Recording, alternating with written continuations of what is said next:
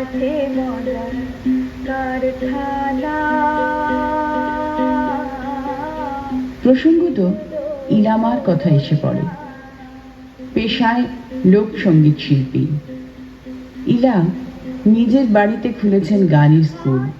মজার কারখানা ভাই, আছে মজার কারখানা ভাই।